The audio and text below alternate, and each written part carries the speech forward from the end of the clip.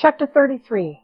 On the morrow of that Monday, Earnshaw being still unable to follow his ordinary employments, and therefore remaining about the house, as speedily found it would be impracticable to retain my charge beside me, as heretofore, she got downstairs before me, and out into the garden, where she had seen her cousin performing some easy work.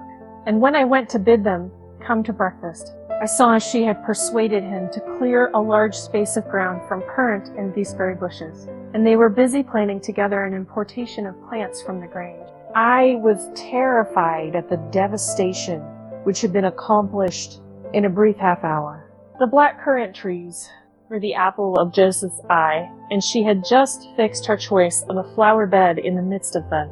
"There, I will be all shown to the master," I exclaimed, "the minute it is discovered. And what excuse have you offered for taking such liberties with the garden? We shall have a fine explosion on the head of it. See if we don't. Mr. Hareton, I wonder you should have no more wit than to go and make that mess at her bidding." "I've forgotten they were Joseph's," answered Earnshaw, rather puzzled. "But I'll tell him I did it. We always ate our meals with Mr. Heathcliff. I held the mistress's post in making tea and carving. So I was indispensable at table. Catherine usually sat by me, but today she stole nearer to Hareton, and I presently saw she would have no more discretion in her friendship than she had in her hostility.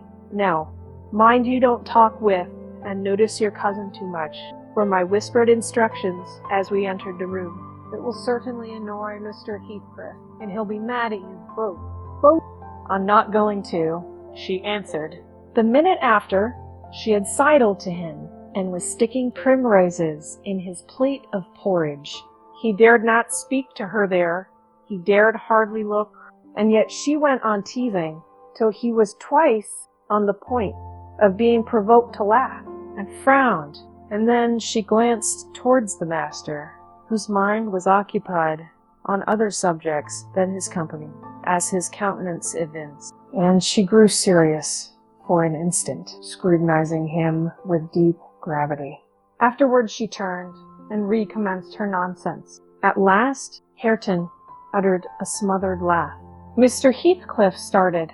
His eye rapidly surveyed our faces. Catherine met it with her accustomed look of nervousness and yet defiance, which he abhorred.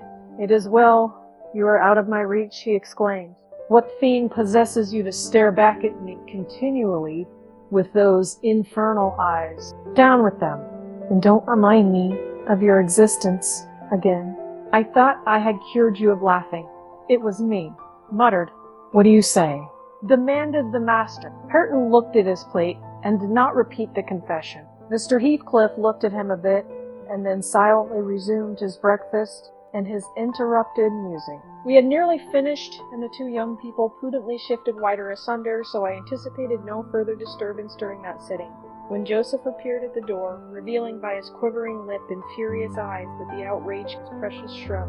He must have seen Cathy and her cousin about the spot before he examined it, for while his jaws worked like those of a cow chewing its cud, and rendered his speech difficult to understand, he began, "I mun have my wage, and I mun goa. I had aimed to D, where I had sarved for 60 years, and I thought I'd lug my books up into it to garret, and all my bits of stuff that they said have kitchen to theirself, for sake or quietness. It were hard to get up my own Harston, but I thought I could do that. Nah, choose ton my garden from me, and by the heart, mister, I cannot stand it. Ya may bend to the yoke, ye will. I knew and used too, and an old man doesn't soon get used to new barfins. I'd rather earn my bite and my soup with a hammer in the road." Interrupted Heathcliff, cut it short. "What's your grievance?" "I'll interfere in no quarrels between you and Nellie. She may thrust you into the coal hole for anything I care." "It's known, Nellie," answered Joseph. A sudden shift for Nellie. Thank God. Shoo cannot stale to Saul or Nobdy. Shoo, we're neither so handsome, but what a body mud. Look at her about winking. If yon flaysome, Graceless, clean, that's witched our lad, with her bold nar, and her forward ways, till nigh, it fair breasts my heart. He's forgotten all I've done for him, and made on him, and gone, and riven up a whole row o' t grandest currant trees in garden. And here he lamented outright, unmanned by a sense of his bitter injuries, and Earnshaw's ingratitude and dangerous condition. Is the fool drunk? Asked Mr. Heathcliff. Hareton, is it you he's finding fault with? I've pulled up 2 or 3 bushes, replied the young man, but I'm going to set him again. And why have you pulled them up? Said the master. Catherine wisely put in her tongue. We wanted to plant some flowers there, she cried. I'm the only person to blame, for I wished him to do it. And who the devil gave you leave to touch a stick about the place?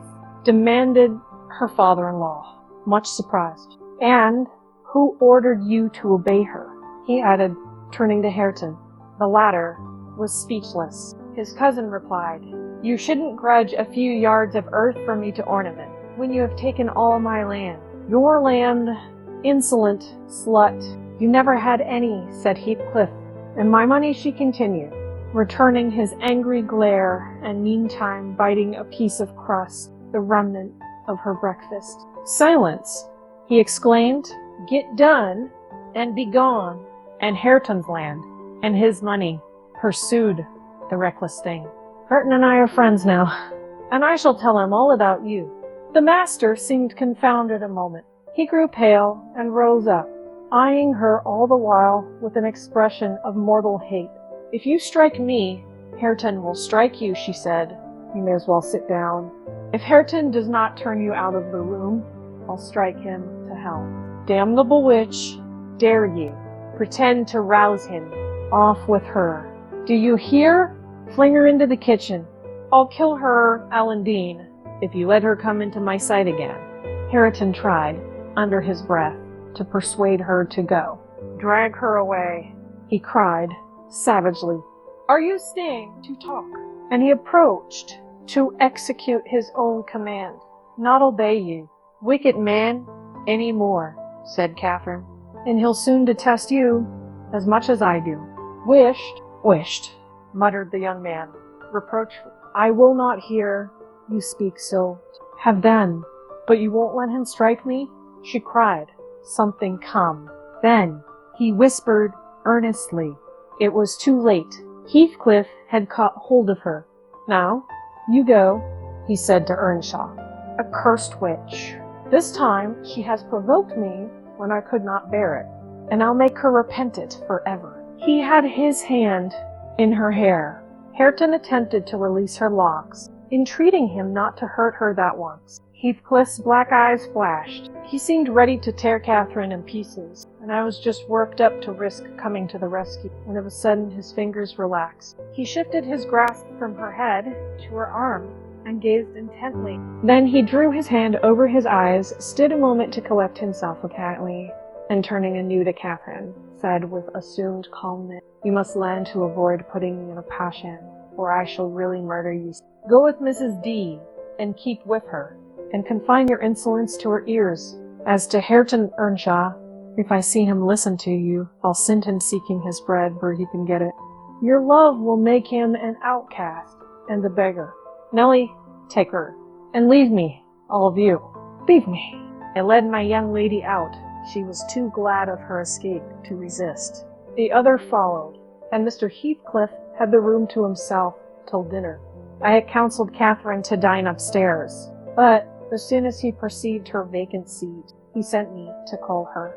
He spoke to none of us, ate very little, and went out directly afterwards, intimating that he should not return before evening. The 2 new friends established themselves in the house during his absence, where I heard Hareton sternly check his cousin on her offering a revelation of her father-in-law's conduct to his father. He said he wouldn't suffer a word to be uttered in his disparagement. If he were the devil, it didn't signify.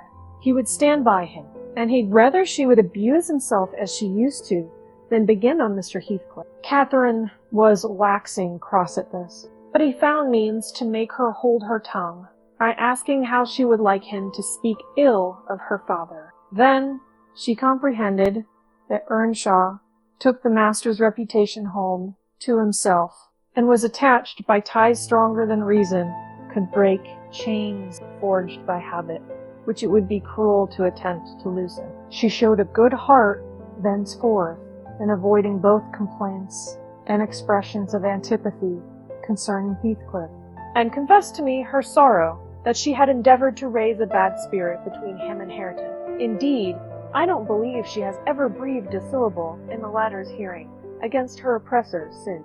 When this slight disagreement was over, they were friends again, and as busy as possible in their several occupations of pupil and teacher.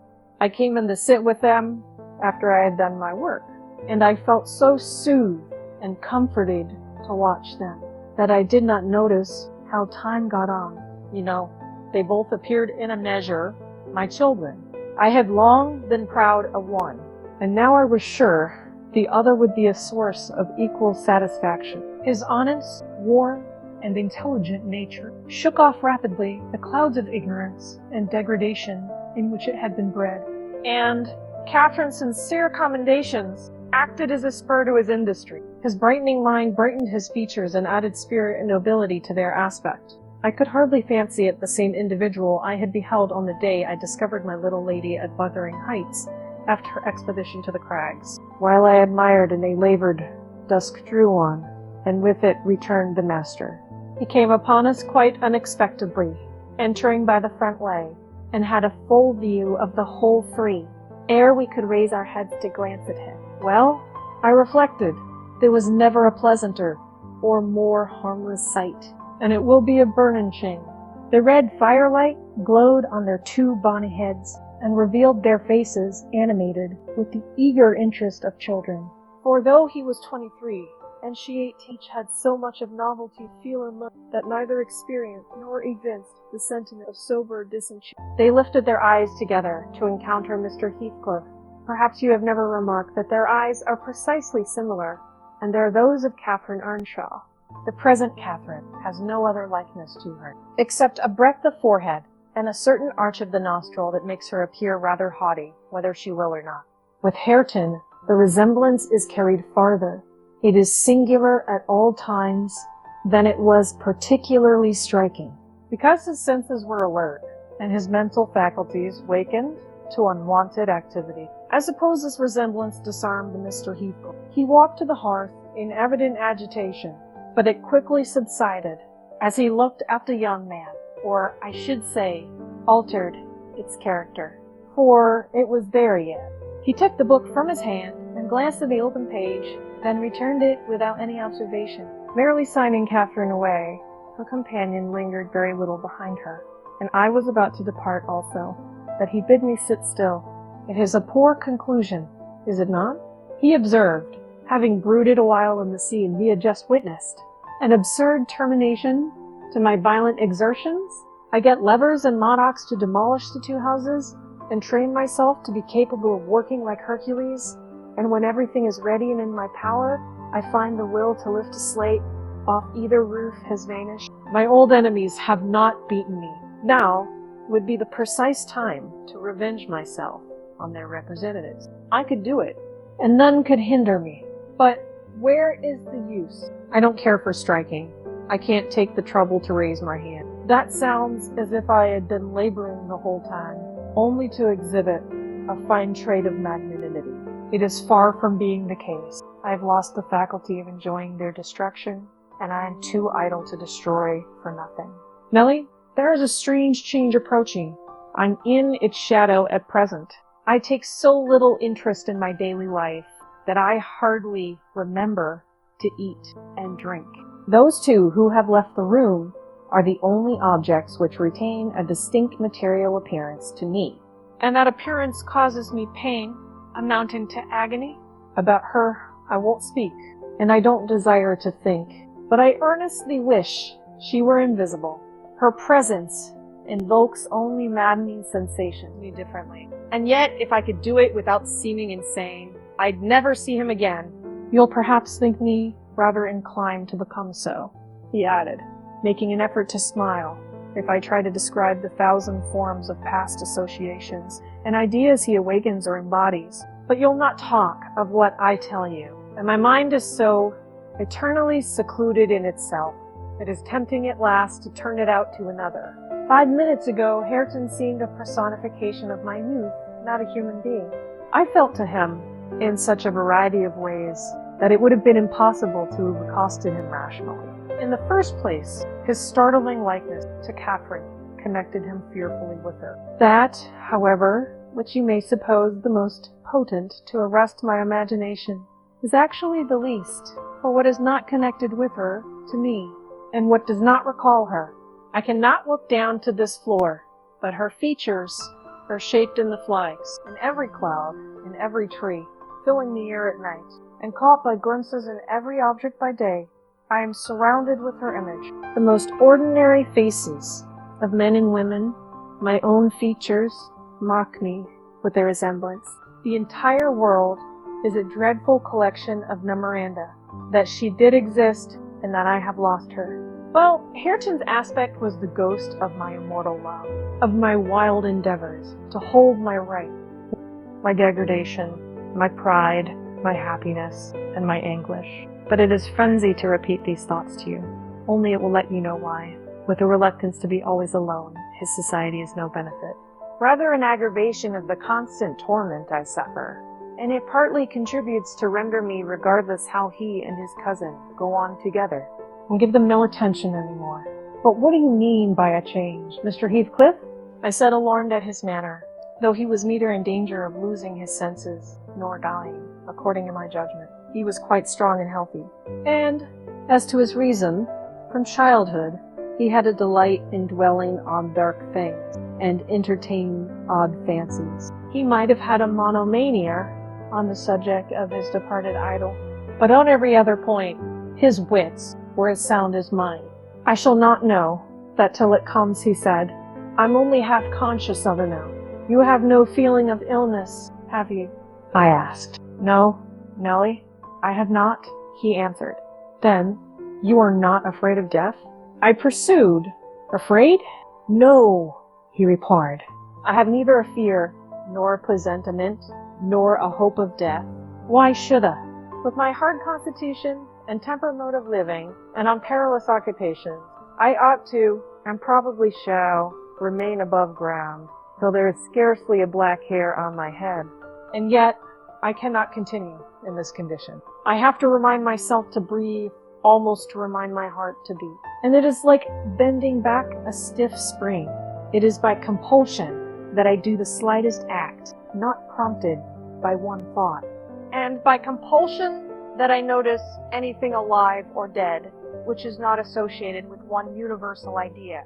I have a single wish, and my whole being and faculties are yearning to attain it. They have yearned towards it so long, and so unwaveringly, that I'm convinced it will be reached, and soon, because it has devoured my existence, I am swallowed up in the anticipation of its fulfillment.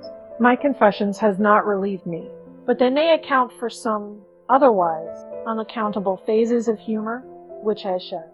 Oh God, it is a long fight. I wish it were over. He began to pace the room, muttering terrible things to himself, till I was inclined to believe, as he said Joseph did, that conscience had turned his heart to an earthly hell. I wondered greatly how it would end, though he seldom before had revealed this state of mind, even by looks. It was his habitual mood, I had no doubt. He asserted it himself. But not a soul, from his general bearing, conjectured the fact. That you did not when you saw him, Mr. Lockwood? And at the period of which I speak, he was just the same as then, only fonder of continued solitude, and perhaps still more laconic in company. Chapter 34. For some days after that evening, Mr. Heathcliff shunned meeting us at meals. He would not consent formally to exclude Hareton and Cathy. He had an aversion to yielding so completely to his feelings, choosing rather to absent himself, and eating once in 24 hours seemed sufficient sustenance for him. One night, after the family were in bed, I heard him go downstairs and out at the front door. I did not hear him re-enter, and in the morning I found he was still away. We were in April then. The weather was sweet and warm, the grass as green as showers and sun could make it, and the 2 dwarf apple trees near the southern wall in full bloom. After breakfast, Catherine insisted on my bringing a chair and sitting with my work under the fir trees at the end of the house, and she beguiled Hareton, who had perfectly recovered from his accident, to dig and arrange her little garden, which was shifted to that corner by the influence of Joseph's complaints. I was comfortably reveling in the spring fragrance around, and the beautiful soft blue overhead, when my young lady, who had run down near the gate to procure some primrose roots for a border, only half laden. And he spoke to me, she added, with a perplexed countenance. What did he say? Asked Hareton. He told me to be gone as fast as I could, she answered. But he looked so different from his usual look that I stopped a moment to stare at him. How? He inquired. Why? Almost bright and cheerful. No, almost nothing. Very much excited and wild and glad, she replied. Night walking amuses him, then, I remarked, affecting a careless manner. In reality, as surprised as she was, and anxious to ascertain the truth of her statement. For to see the master looking glad would not be an everyday spectacle. I framed an excuse to go in. Heathcliff stood at the open door. He was pale, and he trembled. Yet, certainly, he had a strange, joyful glitter in his eyes that altered the aspect of his whole face. Will you have some breakfast? I said. You must be hungry. Rambling about all night. I wanted to discover where he had been, but I did not like to ask directly. No, I'm not hungry, he answered, averting his head and speaking rather contemptuously, as if he guessed I was trying to divine the occasion of his good humor. I felt perplexed. I didn't know whether it were not a proper opportunity to offer a bit of admonition. I don't think it right to wander out of doors, I observed, instead of being in bed. It is not wise, at any rate, this moist season. I dare say you'll catch a bad cold, or a fever. You have something the matter with you now. Nothing but what I can bear, he replied, and with the greatest pleasure, provided you'll leave me alone. Get in, and don't annoy me. I obeyed, and passing, I noticed he breathed as fast as a cat. Yes, I reflected to myself, we shall have a fit of illness. I cannot conceive what he has been doing, that knew he sat down to dinner with us, and received a heaped-up plate from my hand, as if he intended to make amends for previous fasting. I've neither cold nor fever, Nellie, he remarked, in allusion to my morning's speech, and I'm ready to do justice to the food you give me. He took his knife and fork and was going to commence eating, when the inclination appeared to become suddenly extinct. He laid them on the table, looked eagerly towards the window, then rose and went out. We saw him walking to and fro in the garden while we concluded our meal, and Earnshaw said he'd go and ask why he would not dine. He thought we had grieved in some way. Well, is he coming? Cried Catherine, when her cousin returned. Nay, he answered, but he's not angry. He seemed rarely pleased indeed. Only I made him impatient by speaking to him twice. And then he bid me be off to you. He wondered how I could want the company of anybody else. I set his plate to keep warm on the fender, and after an hour or two he re-entered, when the room was clear, in no degree calmer, the same unnatural. It was unnatural appearance of joy under his black brows, the same bloodless hue, and his teeth visible now and then in a kind of smile. His frame shivering, not as one shivers with show or weakness, but as a tight stretched cord vibrates, a strong thrilling rather than trembling. I'll ask what is the matter, I thought, or who should, and I exclaimed, have you heard any good news, Mr. Heathcliff? You look uncommonly animated. Where should good news come from to me? He said, I'm animated with hunger, and seemingly I must not eat. Your dinner is here, I returned. Why won't you get it? I don't want it now, he muttered hastily. I'll wait till supper. And Nellie, Once for all, let me beg you to warn Hareton and the other away from me. I wish to be troubled by nobody. I wish to have this place to myself. Is there some new reason for this banishment? I inquired. Tell me why you are so queer, Mr. Heathcliff. Where were you last night? I'm not putting the question through idle curiosity, but you are putting the question through very idle curiosity. He interrupted with a laugh. You don't answer it. Last night, I was on the threshold of hell. Today, I am within sight of my heaven. I have my eyes on it, hardly 3 feet several. And now you'd better go. You'll neither see nor hear anything to frighten you if you refrain from prying. Having swept the hearth and wiped the table, I departed, more perplexed than ever. He did not quit the house again that afternoon, and no one intruded on his solitude. Still at 8 o'clock I deemed it proper, though unsummoned, to carry a candle and his supper to him. He was leaning against the ledge of an open lattice, but not looking out. His face was turned to the interior gloom. The fire had smoldered to ashes. The room was filled with the damp, mild air of the cloudy evening, and so still that not only the murmur of the beck down Gimmerton was distinguishable, but its ripples gurgling on the pebble or through the large stones you could not cover. I uttered an ejaculation of discontent at seeing the dismal grate, and commenced shutting the casements, one after another, till I came to his. Must I close this? I asked in order to rouse him, for he would not stir. The light flashed on his features as I spoke. Oh, Mr. Lockwood, I cannot express what a terrible start I got by the momentary view. Those deep black eyes, that smile, and ghastly paleness. It appeared to me, not Mr. Heathcliff, that a goblin, and in my terror, I let the candle bend towards the wall, and it left me in darkness. Yes, close it, he replied, in his familiar voice. There, that is pure awkwardness. Why did you hold the candle horizontally? Be quick and bring another. I hurried out in a foolish state of dread, and said to Joseph, the master wishes you to take him a light and rekindle the fire, for I dared not go in myself again just then. Joseph rattled some fire into the shovel and went, but he brought it back immediately with the supper tray in his other hand, explaining that Mr. Heathcliff was going to bed and he wanted nothing to eat. We heard him mount the stairs directly. He did not proceed to his ordinary chamber, but turned into that with the paneled bed. Its window, as I mentioned before, is wide enough for anybody to get through, and it struck me that he plotted another midnight excursion, of which he had, rather, we had no suspicion. Is he a ghoul or a vampire? I mused. I had read of such hideous, incarnate demons, and then I set myself to reflect how I had tended him in infancy, and watched him grow to youth, and followed him almost through his whole course.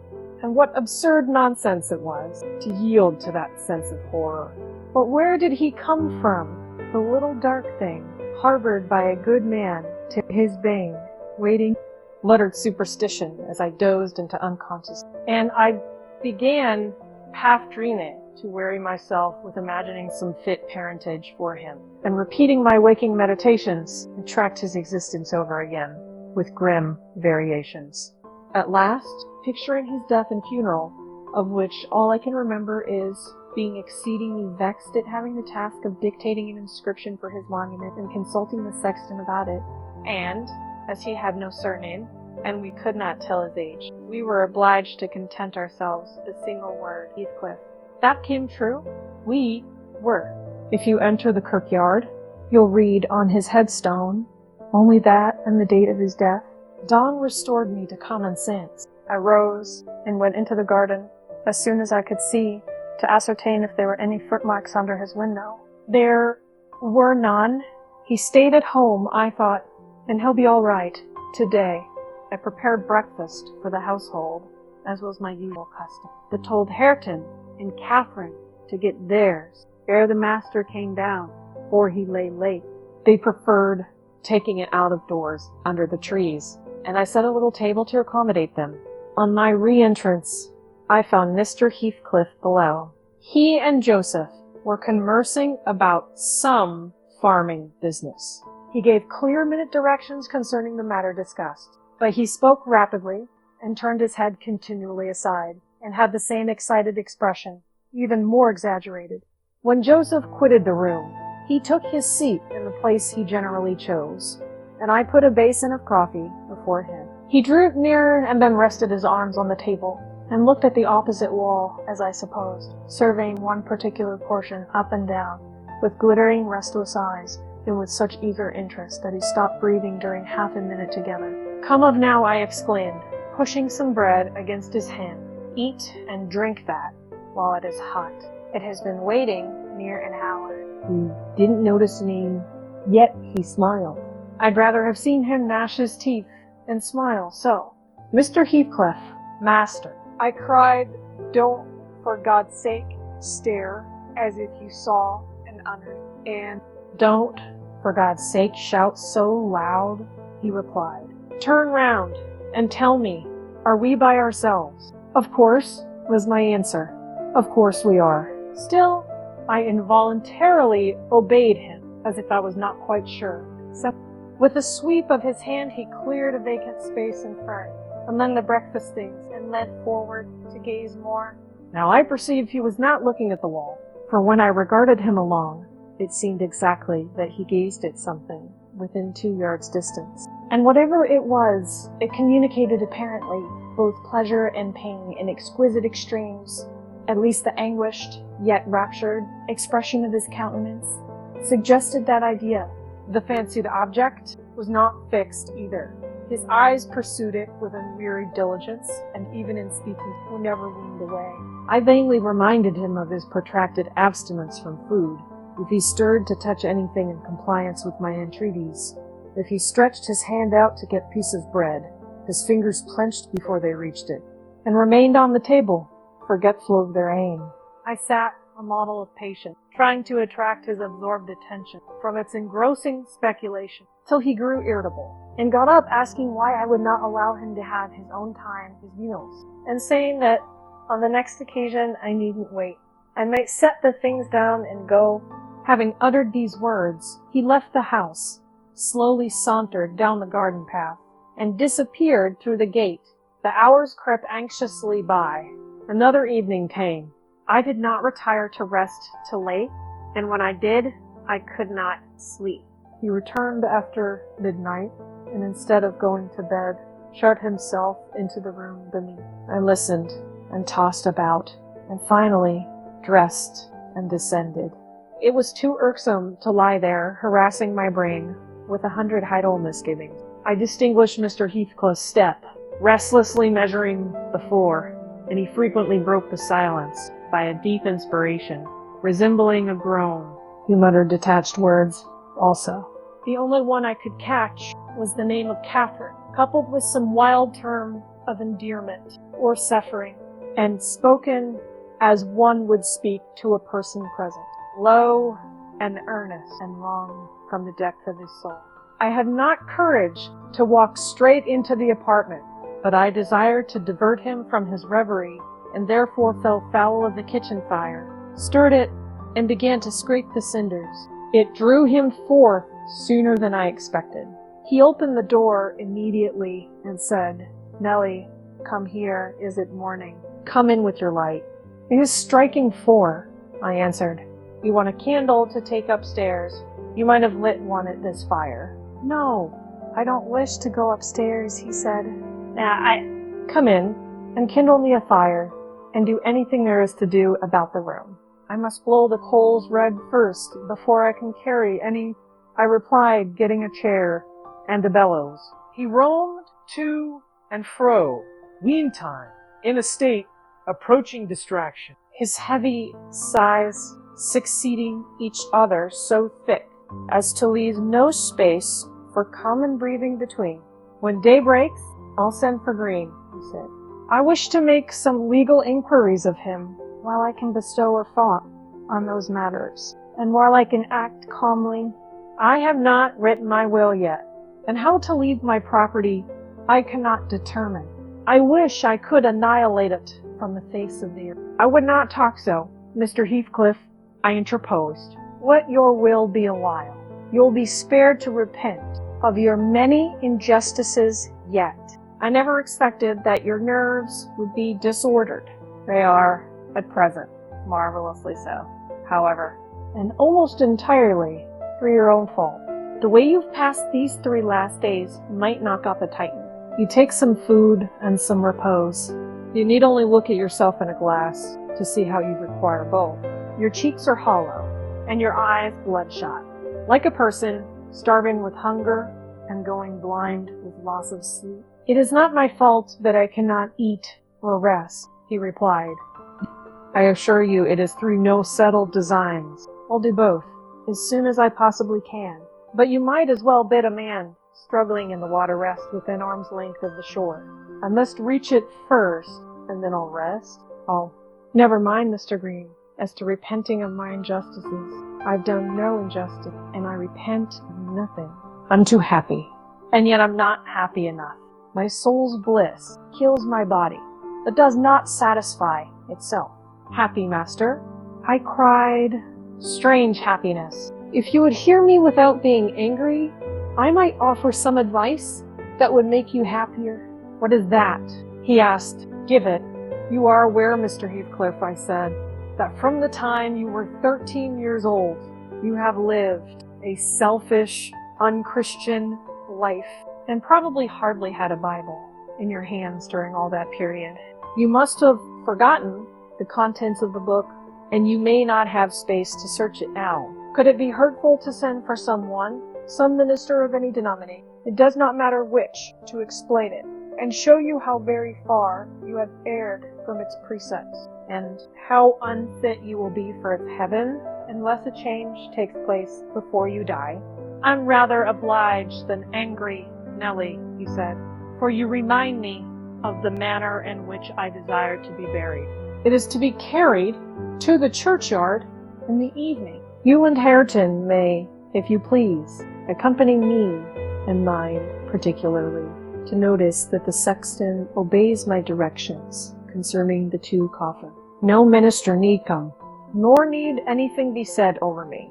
I tell you, I have nearly attained my heaven, and that of others is altogether unvalued and uncoveted by me.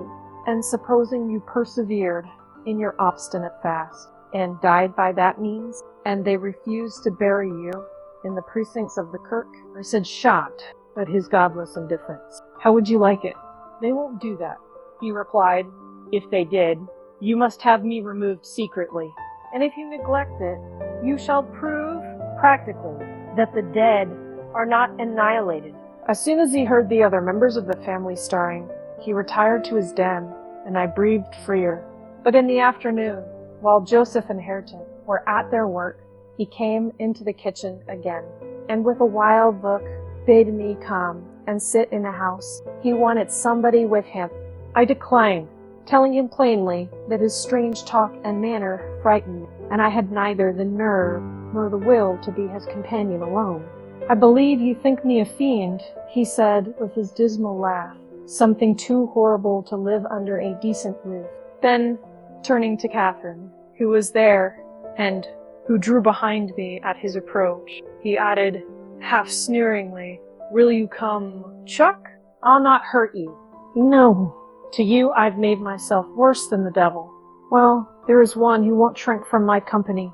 By God, she's relentless. Oh, damn it. It's unutterably too much for flesh and blood to bear, even mine. He solicited the society of no one more. At dusk he went into his chamber. Through the whole night, and far into the morning, we heard him groaning and murmuring to himself. Hareton was anxious to enter, but I bid him fetch Mr. Kenneth, and he should go in and see him. When he came, and I requested admittance and tried to open the door, I found it locked, and Heathcliff bid us be damned. He was better, and would be left alone. So the doctor went away. The following evening was very wet. Indeed, it poured down till day dawn. And as I took my morning walk round the house, I observed the master's window swinging open, and the rain driving straight in. He can't be in bed, I thought. Those showers would drench him through. He must either be up or out. But I'll make no more ado. I'll go boldly and look. Having succeeded in obtaining entrance with another key, I ran to unclose the panels, for the chamber was vacant. Quickly pushing them aside, I peeped in. Mr. Heathcliff was there, laid on his back.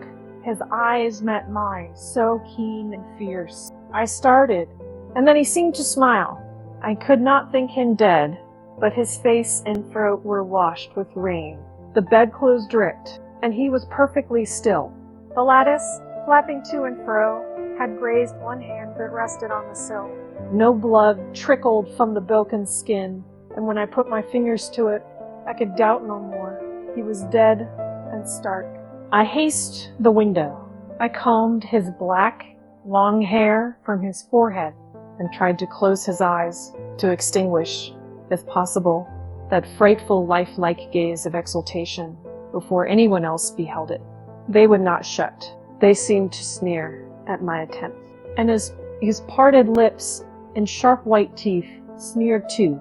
Taken with another fit of cowardice, I cried out for Joseph. Joseph shuffled up and made a noise that resolutely refused to meddle with them. Tedeville's harried off his soul, he cried, and he may have his carcass into Tabarging, for aught I care. What a wicked un he looks, gurning at death. And the old sinner grinned in mockery. I thought he intended to cut a caper round the bed, but suddenly composing himself, he fell on his knees and raised his hands and returned thanks that the lawful master and the ancient stock were restored to their rights. I felt stunned by the awful event, and my memory unavoidably recurred to former times with a sort of oppressive sadness. But poor Hareton, the most wronged, was the only one who really suffered much. He sat by the corpse all night, weeping in bitter earnest. He pressed its hand and kissed the sarcastic, savage face that everyone else shrank from contemplating, and bemoaned him with that strong grief which springs naturally from a generous heart, or it be tough as tempered steel. Mr. Kenneth was perplexed to pronounce of what disorder the master died. I concealed the fact of his having swallowed nothing for 4 days, fearing it might lead to trouble. And then, I am persuaded, he did not abstain on purpose. It was the consequence of his strange illness, not the cause. We buried him, he the scandal of the whole neighborhood, as he wished. Earnshaw and I, the sexton, and 6 men to carry the coffin, comprehended the whole attendance. The 6 men departed when they had let it down into the grave. We stayed to see it covered. Hareton, with a streaming face, dug green sods, and laid them over the brown mold himself. At present it is as smooth and verdant as its companion now, and I hope its tenant sleeps as soundly. But the country folks, if you ask them, would swear on the Bible that he walks. There are those who speak to having met him near the church, and on the moor, and even within this house. Idle tales, they say, and so say I. Yet that old man by the kitchen fire affirms he has seen 2 on 'em looking out of his chamber window on every rainy night since his death. And an odd thing happened to me about a month ago. I was going to the Grange one evening, a dark evening, threatening thunder, and just at the turn of the heights, I encountered a little boy with a sheep and 2 lambs before him. He was crying terribly, and I supposed the lambs were skittish and would not be guided. What is the matter, my little man? I asked. There's Heathcliff and a woman yonder under Tanab. He blubbered I done it passing. I saw nothing, and neither the sheep nor he would go on. So I bid him take the road lower down. He probably raised the phantoms from thinking, as he traversed the moors alone, on the nonsense he had heard his parents' companions. Yet still, I don't like being out in the darkness. And I don't like being left by myself in this grim house. I cannot help it. I shall be glad when they leave it and shift to the Grange. They are going to the Grange, then? I said. Yes, answered Mrs. Dean, as soon as they are married, and that will be on New Year's Day.